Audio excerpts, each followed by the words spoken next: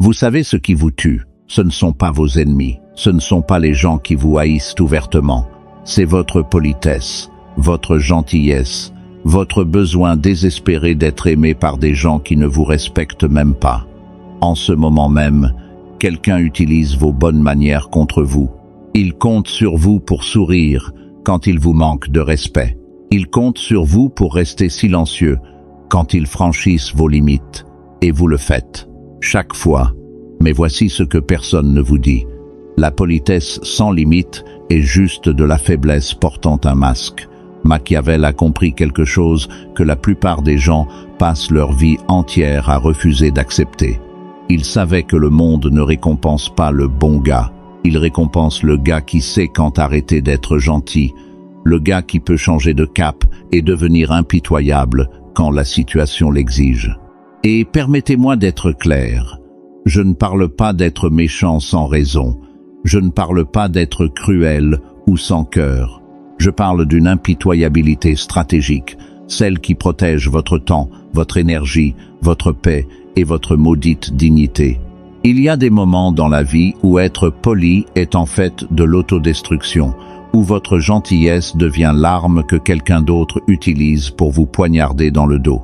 Et si vous ne pouvez pas reconnaître ces moments, vous passerez toute votre vie à vous faire jouer par des gens qui ont repéré votre faiblesse à la seconde où ils vous ont rencontré.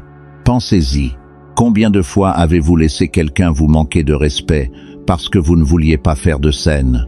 Combien de fois avez-vous dit oui quand chaque fibre de votre être criait non? Combien de fois vous êtes-vous excusé d'avoir fixé une limite? Cela se termine aujourd'hui, parce que je suis sur le point de vous montrer les 9 situations spécifiques où être poli est la pire chose que vous puissiez faire. Ce sont les moments où vous devez être impitoyable, pas cruel, pas mauvais, juste impitoyable, direct, sans compromis, inamovible. Ce n'est pas une question de devenir une mauvaise personne. C'est une question de devenir une personne que les mauvaises personnes ne peuvent pas manipuler. C'est une question de reprendre votre pouvoir à tous ceux qui ont utilisé votre gentillesse comme un paillasson. Alors si vous êtes fatigué d'être le bon gars qui finit dernier, si vous en avez fini d'être la personne dont tout le monde profite, si vous êtes prêt à apprendre quand abandonner le sourire et montrer les dents, alors faites attention à chaque mot de cette vidéo, parce qu'à la fin, soit vous allez commencer à vous respecter, soit vous continuerez à laisser d'autres personnes vous enseigner que vous ne méritez pas le respect. Le choix est le vôtre. Maintenant, je veux que vous écriviez cette affirmation dans les commentaires. Je protège ma paix impitoyablement. Maintenant, entrons dans le vif du sujet. Numéro 1. Quand quelqu'un vous manque légèrement de respect. C'est là que la plupart des gens perdent le jeu, avant même qu'il ne commence. Quelqu'un fait un petit commentaire, une petite pique, un minuscule manque de respect, et vous laissez passer parce que cela semble petit, parce que vous ne voulez pas réagir de manière excessive, parce que vous voulez être au-dessus de ça. C'est exactement ce sur quoi il compte. Machiavel a dit un jour, « Les hommes doivent être soit bien traités, soit écrasés, parce qu'ils peuvent se venger de blessures légères. Des plus graves, ils ne le peuvent pas. » Par conséquent, la blessure qui doit être faite à un homme doit être d'une telle nature que l'on ne craigne pas la vengeance. Laissez-moi être clair, les petits manques de respect sont des tests. Ils vérifient si vous allez vous défendre. Et quand vous ne le faites pas, vous venez de leur donner la permission d'aller plus loin. Vous leur avez montré votre faiblesse. Vous leur avez appris que vous êtes quelqu'un qui peut être bousculé. Le premier affront n'est jamais le dernier. C'est le début d'un schéma. Aujourd'hui, c'est un commentaire dédaigneux. La semaine prochaine, c'est parler par-dessus vous. Le mois prochain, c'est s'attribuer le mérite de votre travail. Cela s'intensifie parce que vous ne l'avez pas arrêté quand c'était petit. Alors, que faites-vous? Vous l'abordez immédiatement, pas agressivement, pas émotionnellement, mais directement et fermement. Vous les regardez dans les yeux et vous indiquez clairement que ce qui vient de se passer n'est pas acceptable. Vous ne riez pas pour faire passer la pilule. Vous ne minimisez pas. Vous ne prétendez pas que cela ne vous a pas dérangé. Parce que voici la vérité. Les gens répètent les comportements qui ne sont pas contrôlés. Si vous manquez de respect n'a pas de conséquences, pourquoi arrêterait-il? Et je sais ce que vous pensez. Mais, et si j'étais trop sensible? Et si ce n'était pas si grave? Écoutez-moi attentivement. Si cela vous a dérangé, c'était assez grave. Vos sentiments n'ont besoin d'être justifiés à personne. Vos limites n'ont pas besoin d'approbation. Au moment où vous commencez à vous demander si vous méritez le respect, c'est le moment où vous l'avez déjà perdu. Les gens impitoyables ne débattent pas s'ils doivent se défendre. Ils le font simplement, instantanément, sans hésitation, sans excuse. Vous voulez que les gens vous traitent avec respect. Montrez-leur ce qui se passe quand ils ne le font pas. Pas avec colère, pas avec drame, mais avec des conséquences immédiates, calmes, inébranlables. Retirez-vous, créez de la distance. Laissez-les sentir l'absence de votre énergie. Parce que la personne qui vous manque légèrement de respect aujourd'hui vous manquera grandement de respect demain si vous ne lui apprenez pas le contraire. Numéro 2. Quand quelqu'un parle par-dessus vous de manière répétée, vous êtes dans une réunion, vous êtes dans une conversation.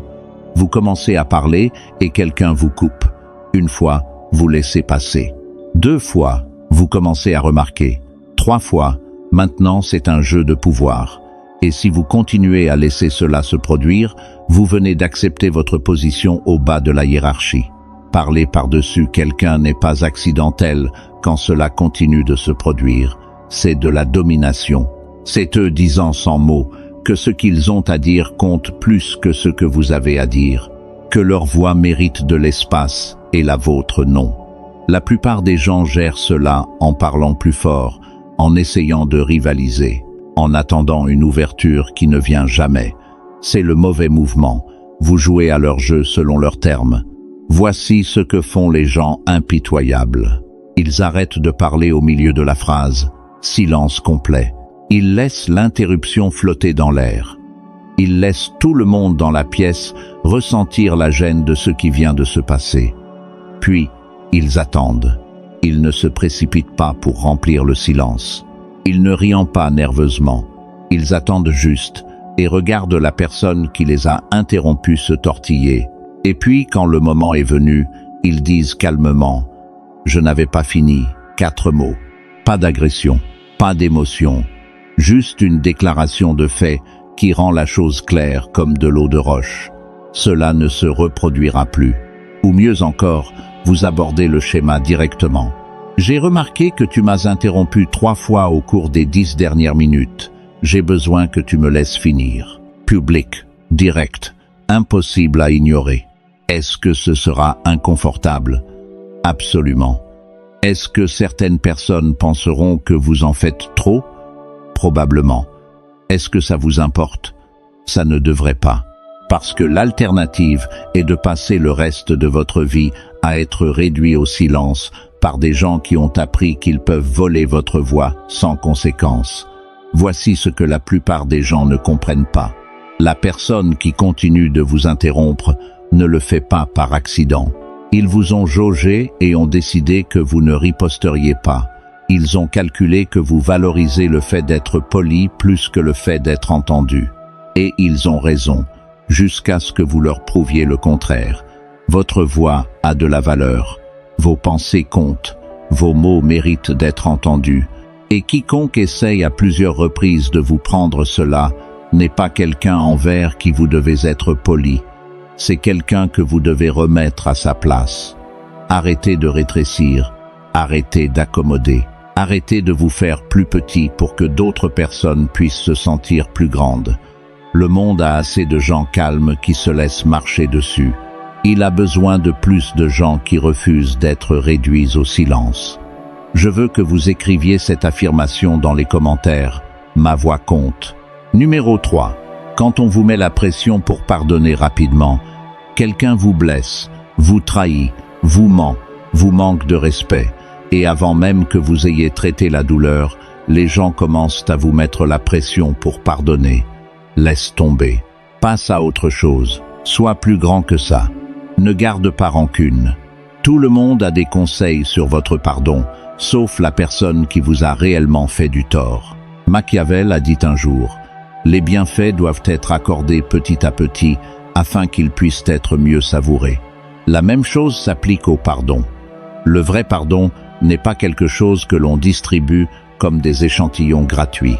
Il se gagne, lentement, par un comportement changé, par un remords sincère, par le temps. Mais les gens ne veulent pas que vous preniez du temps. Ils veulent que vous pardonniez rapidement parce que votre colère les met mal à l'aise.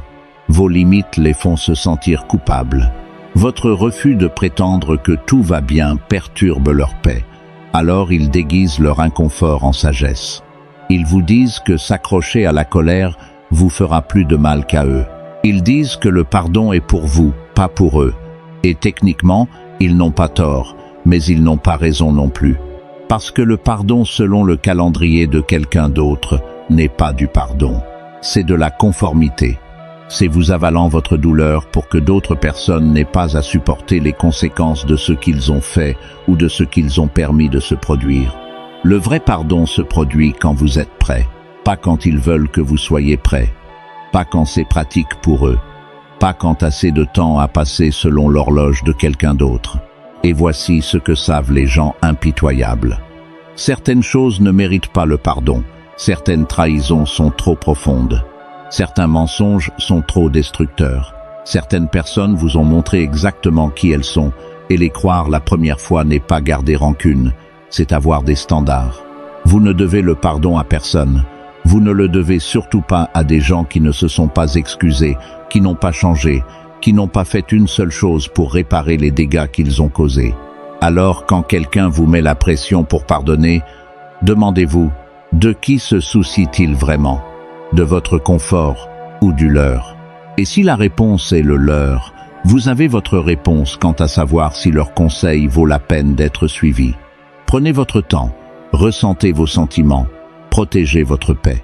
Et si le pardon vient finalement, qu'il vienne parce que vous l'avez choisi, pas parce que quelqu'un vous a culpabilisé pour le faire. Votre guérison ne fonctionne pas selon le calendrier de quelqu'un d'autre. Maintenant, je veux que vous écriviez cette affirmation dans les commentaires.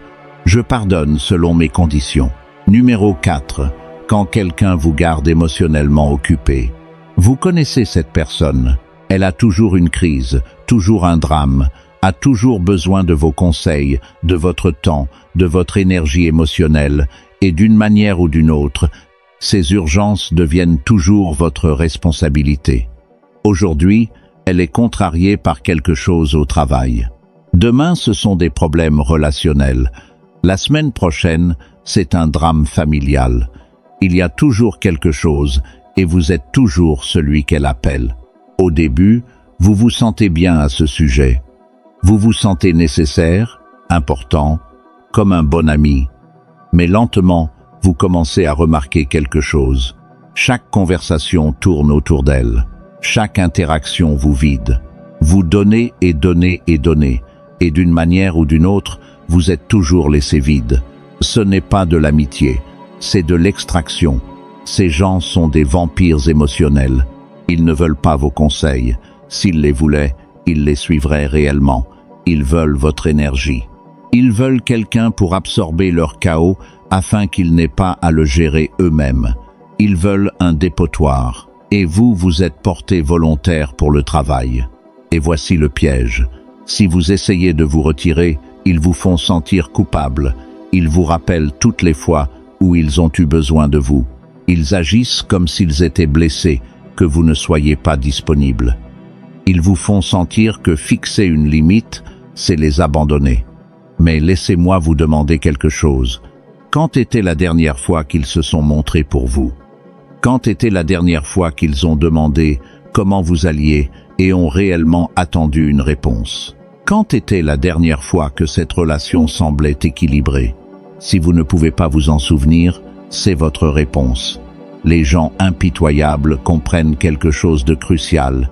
Votre énergie émotionnelle est une ressource, et certaines personnes la draineront jusqu'à la dernière goutte si vous les laissez faire. Ils prendront tout ce que vous donnez et reviendront quand même demander plus, parce que vous ne leur avez jamais montré qu'il y a une limite. Alors, vous en fixez une. Vous arrêtez d'être disponible chaque fois qu'ils appellent. Vous arrêtez de tout laisser tomber pour résoudre des problèmes qu'ils n'essaient même pas de résoudre eux-mêmes. Vous arrêtez de laisser leur chaos devenir votre urgence. Et quand ils repoussent, parce qu'ils le feront, vous restez ferme. Je tiens à toi, mais je ne peux pas être ton seul système de soutien. Tu as besoin de parler à un professionnel.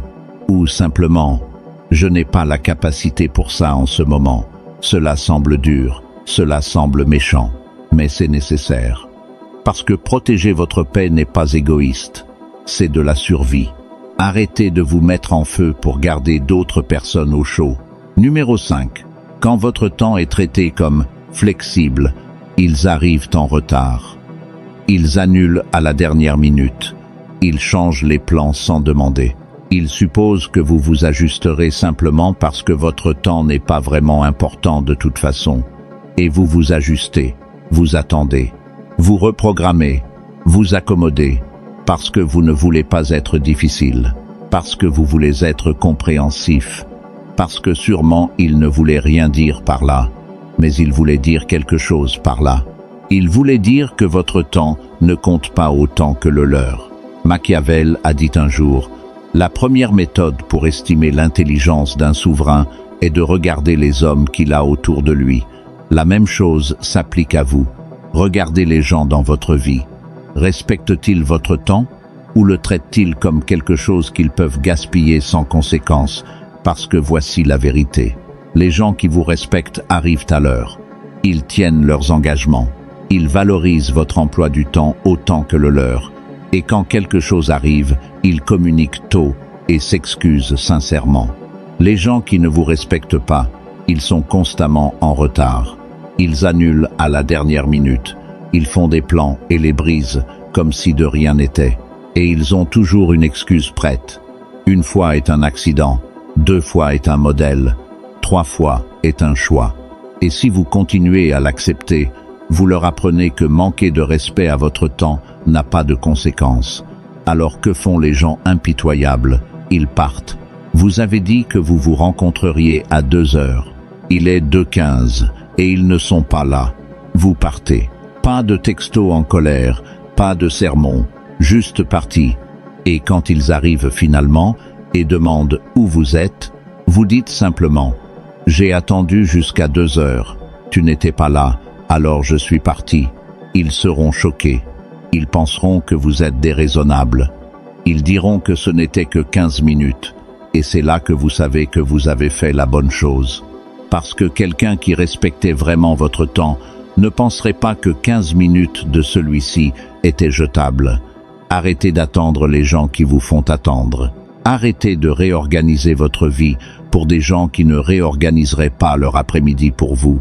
Arrêtez d'accepter des miettes de respect de gens qui devraient vous donner le repas entier. Votre temps est la seule chose que vous ne pourrez jamais récupérer.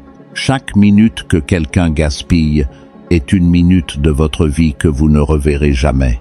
Traitez-le en conséquence, protégez-le férocement et coupez quiconque le traite comme s'il était sans valeur. Parce que si vous ne valorisez pas votre temps, personne d'autre ne le fera non plus. Écrivez cette affirmation dans les commentaires. Mon temps est précieux. Numéro 6. Quand vous expliquez plus que nécessaire, vous fixez une limite et ensuite vous passez les 10 minutes suivantes à expliquer pourquoi, à justifier, à donner des raisons, à construire un dossier, comme si vous étiez au tribunal. Je ne peux pas venir ce soir parce que j'ai ce truc, et je suis vraiment fatigué, et j'ai été tellement occupé, et je sais que tu comprendras, et peut-être qu'on peut le faire la semaine prochaine, et je suis vraiment désolé. Et arrêtez, arrêtez juste. Non est une phrase complète. Vous ne devez à personne une dissertation sur pourquoi vous le dites. Voici ce qui se passe quand vous vous expliquez trop. Vous donnez aux gens des munitions pour argumenter avec vous. Chaque raison que vous donnez est une ouverture pour qu'ils disent « mais ce n'est pas grave » ou « tu ne peux pas juste repousser ça » ou « j'ai vraiment besoin de toi pourtant ». Ils n'essaient pas de comprendre. Ils essaient de trouver le point faible dans votre défense pour pouvoir le percer. Les gens impitoyables ne s'expliquent pas. Ils déclarent Je ne suis pas disponible. Ça ne marche pas pour moi. Je ne fais pas ça. Pointe. Fin de la discussion. Et quand l'autre personne insiste pour avoir des raisons, ils ne les fournissent pas. Ils répètent juste la limite. Comme je l'ai dit, je ne suis pas disponible. Même mot, même ton, pas d'élaboration. Parce qu'ils comprennent quelque chose de critique. Les gens qui vous respectent acceptent votre non sans interrogatoire. Ceux qui exigent des explications, ce sont eux qui cherchent un moyen de vous faire changer d'avis. Ils ne veulent pas comprendre votre raisonnement. Ils veulent y trouver une faille. Pensez-y. Quand quelqu'un que vous respectez vous dit qu'il ne peut pas faire quelque chose, est-ce que vous le cuisinez sur le pourquoi? Exigez-vous une preuve que sa raison est valide? Non. Vous l'acceptez et passez à autre chose, parce que vous avez confiance qu'ils ont leurs raisons et que ces raisons sont assez bonnes. Alors pourquoi donnez-vous des explications détaillées à des gens qui ont déjà montré qu'ils ne respectent pas vos limites? Vos décisions n'ont pas besoin d'être défendues. Vos choix n'ont pas besoin de justification. Vos limites n'ont pas besoin d'une présentation PowerPoint. Dites ce que vous pensez. Pensez ce que vous dites. Et ne remplissez pas le silence avec des explications qui ne font qu'affaiblir votre position. Plus vous expliquez, moins vous devenez puissant. Plus vous justifiez, plus vous admettez que votre limite a besoin d'approbation pour être valide. Ce n'est pas le cas. Vous avez dit non. C'est toute l'explication requise. Écrivez cette affirmation dans les commentaires. Aucune explication nécessaire. Numéro 7. Quand vous vous excusez d'être ferme, vous vous défendez enfin, vous fixez une limite, vous dites non, vous dénoncez le manque de respect. Et puis, comme une horloge, vous vous en excusez. Désolé si ça a paru dur. Je ne voulais pas être impoli. J'espère que tu n'es pas fâché contre moi. Vous venez de vous excuser d'avoir une colonne vertébrale. C'est l'un des schémas les plus autodestructeurs dans lesquels les gens tombent. Vous faites le travail difficile de vous défendre, et ensuite, vous le sapiez immédiatement en vous excusant de l'avoir fait. Vous rendez tout le pouvoir que vous venez de revendiquer. Laissez-moi être clair. Être ferme n'est pas quelque chose pour lequel on s'excuse. Fixer des limites n'est pas impoli. Exiger le respect n'est pas méchant. Et vous ne devez d'excuses à personne pour refuser d'être un paillasson. Quand vous vous excusez d'être ferme, voici ce que vous dites vraiment. Je sais que je viens de me défendre, mais je ne suis pas vraiment sûr d'avoir le droit de faire ça. Alors, s'il te plaît, ne sois pas fâché contre moi. Vous demandez la permission d'avoir des limites. Vous cherchez l'approbation pour le respect de soi. Et la personne à l'autre bout entend cette faiblesse fort et claire. Ils apprennent que s'ils agissent blessés ou offensés, vous reculerez. Ils apprennent que vos limites ne sont pas vraiment des limites. Ce sont des suggestions qui peuvent être négociées s'ils appliquent assez de pression. Alors, ils continueront de pousser. Ils continueront de tester. Ils continueront de vous faire sentir mal, de vous être défendu. Parce que ça marche. Les gens impitoyables ne s'excusent pas pour la fermeté. Quand ils fixent une limite, ils la laissent tenir. Quand quelqu'un agit blessé par cela, il ne se précipite pas pour le réconforter. Il laisse la personne s'asseoir avec l'inconfort de s'être fait dire non. Parce que, voici la chose. Si quelqu'un est contrarié que vous ayez fixé une limite, c'est une information. Cela vous dit qu'il bénéficiait du fait que vous n'en ayez pas. Cela vous dit qu'il vous préférait faible et accommodant. Cela vous dit qu'ils n'ont pas réellement vos meilleurs intérêts à cœur. Les bonnes personnes respectent les limites. Elles peuvent être surprises par elles si vous ne les avez jamais fixées auparavant, mais elles les respectent. Les gens qui se mettent en colère ou sont blessés quand vous vous défendez, ce sont les gens qui comptaient sur le fait que vous ne le feriez jamais. Arrêtez de vous excuser de prendre de la place. Arrêtez de vous excuser d'avoir des standards. Arrêtez de vous excuser de vous choisir. Votre fermeté n'est pas quelque chose pour lequel s'excuser. C'est quelque chose dont on peut être fier. Je veux que vous écriviez cette affirmation dans les commentaires. Je reste ferme sans m'excuser. Numéro 8. Quand vous maintenez la paix mais vous perdez vous-même. Vous ne voulez pas de drame, alors vous restez silencieux. Vous ne voulez pas de conflit, alors vous êtes d'accord. Vous ne voulez contrarier personne, alors vous vous trahissez encore et encore, jusqu'à ce que vous ne reconnaissiez même plus qui vous êtes devenu. Vous avez maintenu la paix. Félicitations. Vous vous êtes aussi perdu dans le processus. Regardez, je comprends. Le conflit est inconfortable. La confrontation fait peur. C'est plus facile de simplement suivre le mouvement pour s'entendre. Plus facile de se mordre la langue que de dire sa vérité. Plus facile de feindre un sourire que de risquer que quelqu'un soit contrarié contre vous. Mais facile ne signifie pas juste. Et la paix qui vous coûte votre authenticité n'est pas la paix. C'est la reddition. Pensez à toutes les fois où vous avez ravalé votre vraie opinion pour éviter une dispute. Toutes les fois où vous avez accepté des plans que vous détestiez pour garder tout le monde heureux. Toutes les fois où vous avez prétendu aller bien alors que vous vous effondriez à l'intérieur. Vous êtes devenu un expert pour maintenir la paix. Mais la paix de qui maintenez-vous? Pas la vôtre.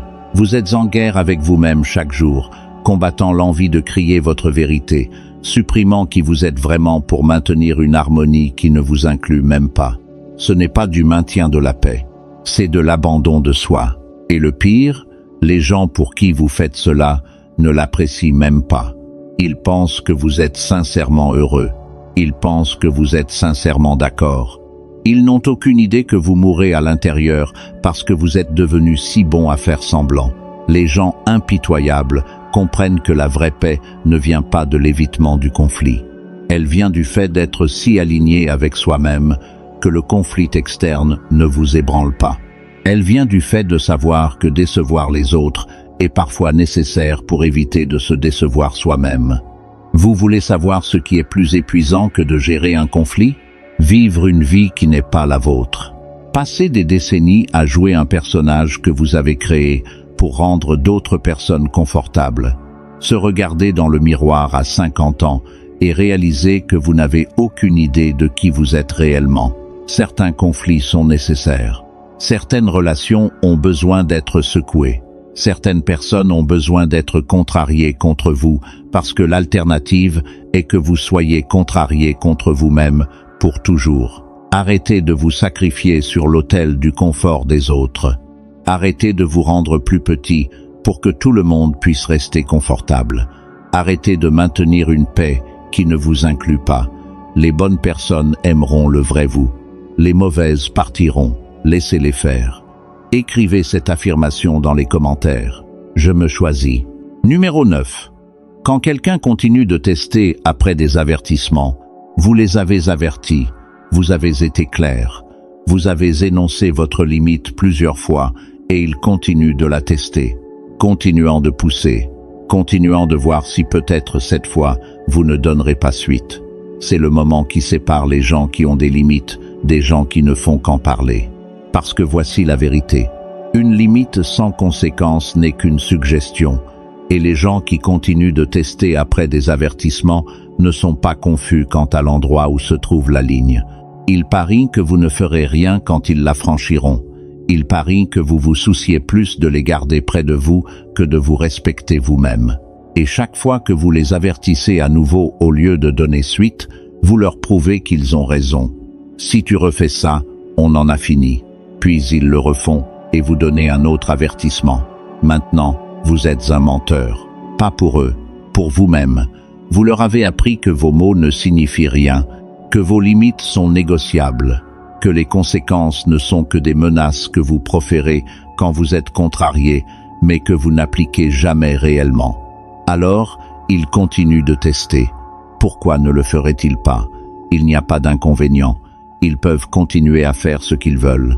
Et tout ce qu'ils ont à risquer est un autre avertissement vide de sens. Les gens impitoyables ne donnent pas de multiples avertissements.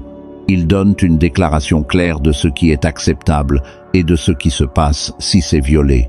Ensuite, ils donnent suite. Immédiatement, sans hésitation, sans seconde chance. Si tu me manques de respect à nouveau, je m'en vais. Puis quand cela arrive, ils partent. Pas de conversation, pas de débat, pas d'explication. Ils font juste exactement ce qu'ils ont dit qu'ils feraient. Et la personne est choquée. Je ne pensais pas que tu partirais vraiment. Exactement. Il ne pensait pas que vous donneriez suite parce que vous avez passé tellement de temps à prouver que vous ne le feriez pas. Mais donner suite change tout. Cela montre aux gens que vous pensez ce que vous dites. Cela leur montre que vos limites sont réelles. Cela leur montre que vous manquez de respect à des conséquences réelles, pas juste des menaces. Seront-ils contrariés? Absolument. Essaieront-ils de vous faire sentir coupable? Probablement. Vous appelleront-ils froid ou dur ou impitoyable? Peut-être. Et rien de tout cela n'a d'importance. Parce que vous ne fixez pas de limites pour gagner un concours de popularité. Vous les fixez pour protéger votre paix, votre dignité et votre respect de soi. Les gens qui se soucient vraiment de vous n'auront pas besoin de multiples avertissements. Ils vous entendront la première fois et ajusteront leur comportement. Ceux qui continuent de tester, ils ne vous respectent pas. Et vous n'avez pas besoin de garder autour de vous des gens qui ne vous respectent pas. Donnez suite à chaque fois, pas d'exception. Voilà donc. 9 situations où être poli est la pire chose que vous puissiez faire. 9 moments où l'impitoyabilité n'est pas optionnelle. Elle est essentielle. Et je veux être clair sur quelque chose. Il ne s'agit pas de devenir une personne terrible. Il ne s'agit pas de traiter tout le monde mal ou de se promener avec une rancune. Il s'agit de discernement, de savoir quand la gentillesse vous sert et quand elle vous détruit. Il y a plein de situations où être gentil, patient et compréhensif est le bon mouvement. Mais ces 9 situations ne sont pas ces moments-là. Ce sont les moments où la gentillesse est prise pour de la faiblesse, où la patience est exploitée, où la compréhension est abusée. Machiavel ne vous disait pas d'être cruel, il vous disait d'être stratégique, de comprendre que le monde contient des gens qui utiliseront votre bonté contre vous. Et si vous n'apprenez pas à les reconnaître et à les gérer en conséquence, vous passerez votre vie à être leur victime. L'impitoyabilité dont je parle est de la préservation de soi.